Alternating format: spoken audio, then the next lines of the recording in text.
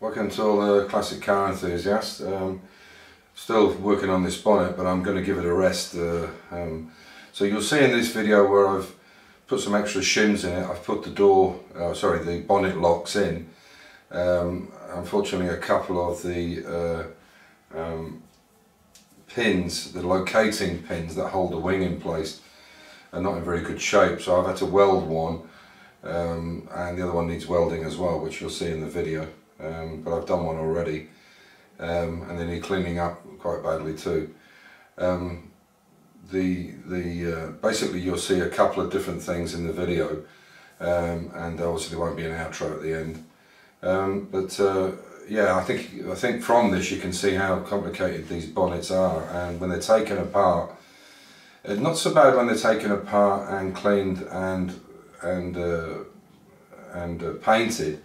Even though the paint, even though it's micro, it does make a big difference, especially when it's high build primers and fillers and so on. But when you start adding pieces of metal or planishing metal or whatever, it's very difficult to get them right. So anyway, I hope you enjoy the video. Thank you for the thumbs up, thank you for the subscriptions, and I hope you enjoy it. So I think you can see in this little bit of film there, you can see there's still a smaller gap there than there is here. I can get my finger basically sideways into it, certainly full on there, and as I come down it's starting to get trapped here. So obviously needs another shim in the front, which I'm going to do now, and I'll also put this lock system in. You can also see that the wing is in and out, pushing out there, so what it needs to be turned sideways. Two things are causing that. One is I don't have this bracket that fits in this wing onto the center panel. That's not stretching it out, and what's not pulling it in is the inside section of the inner wing where basically where the arch is inside, and that will twist this way, as you can see. But if I push down, you can see that it's making that little bit better as it comes down. But that one shim will bring this up enough to allow this, so when it comes down, it will come down straight. So in the next bit we'll have changed it over in the flash of an eye.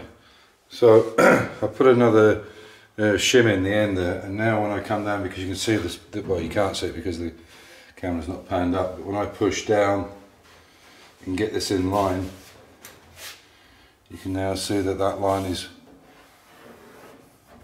it's almost the same all the way along, whereas before I could only get it up so far and it jammed, and you can see it's all the way along. So I need to put this support in now. I also need to put in the brackets in here, so I'll turn the camera off again and I'll put them on. I have to do a bit of repair, so for you it'll be a second, for me it'll be possibly an hour or two. So as you can see, the line down here now is pretty good. The line is a little too big there, but it's even, fairly even all the way along. It's not pushed in because this plate is not in on the end, but you can see, if I hold it, keep my arm out of the way, you can see the line's pretty good. So that's probably going to need some lead load on it just to build it up to get the line perfect. It's straight, and that's the really important thing. It's straight to this outer sill. So, and the other issue is right on top of the bonnet. In fact, if I lift it up, I'll come around to the camera and I'll show you what I mean. So if I lift the camera up, okay, you can see that there. Sorry, I'll turn this screen around again. You can see there that that line is really good, and it's good all the way around. It needs slight movement in there, but this is still not tightened, this end clamp. And that's why there's some movement here. So it's pretty good. It's coming on. But this was the same with mine. I had to lead load this because the shape's not always at 100%, and getting these lines, all these shut lines here have to be perfect on the E-Type, because it shows the car, it shows up really badly if these lines are not correct. And this is the difference between a good restoration, whether it be concourse. I don't believe in this concourse thing, but you know, a good restoration or one that's been just put together, and you can see it straight away. If you look down the side of an E Type and these lines don't line up and these don't line up, you can see they're not sitting right. On the front and the back, the bumpers cover all the flanges, so there's no big problem with it. So I'm going to turn the camera off. I'll put it back on again. I want to show you something on the other side. Okay, so you can see that hinge in the corner there. Hopefully you can see that hinge in the corner. I'll try and go in a little bit. Yeah, you might be able to see that where the neck is on the hinge, it's just catching on the bar. So what it needs to be taken back. And if you look at the top, you can see that positioning pin is actually broken. It's been brazed up before, and I'll re-weld that now. So I'll take you outside and I'll show you. Sorry, I'm crawling around on the floor. It's not good for a 63-year-old man to be doing that. But anyway, and you can see, in fact I'll turn that light out because it's distorting it somewhat. Excuse me a second. There we go. So, that'll give you a better idea how the side looks now.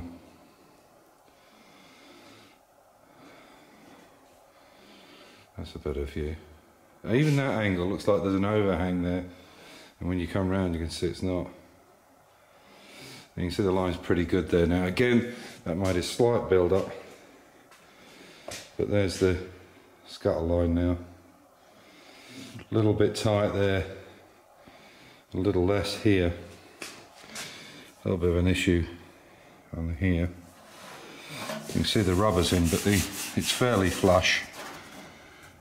But that's just the centre panel. Anyway, so that's how she looks. So I've had to weld a few things today. I'll just pull that back out. I think I've turned the autofocus off or something on this camera, but as you can see, she looks pretty nice, pretty straight down the sides. That wing is hanging out, obviously, because there's no panel on it. You can see once it's in and glued here, when I push it over, you can see that'll be in line. So it just needs that flex, and you can see how it flexes the whole side and make a massive difference. But these camera angles don't show it. Yeah, I've had to do a bit of welding on a few of the parts. So this is how the bonnet actually, so I'm going to change hands for a second. I'll just come down in front of you. So basically you slide it over, so you lift it up and pull it back, and then the bonnet will lift on its own. It's just pure flex.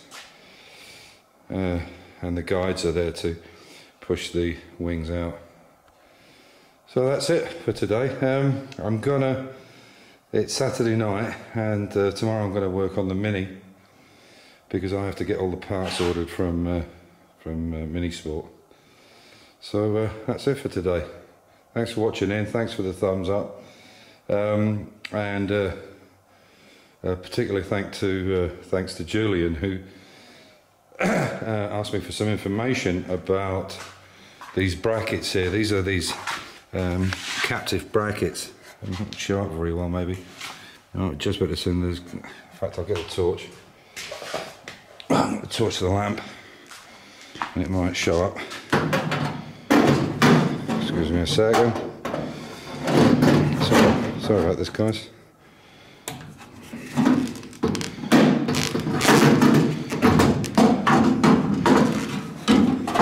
That might show up better now. Okay, you can see these captive brackets, and from what I understand you can't get them because he wanted all the dimensions, so I gave them to him, and there is one missing on this car. I believe it's on the other wing, so he's made me one, and the nut inside, threaded it himself, and he's going to send it me and I can put it on for Nigel.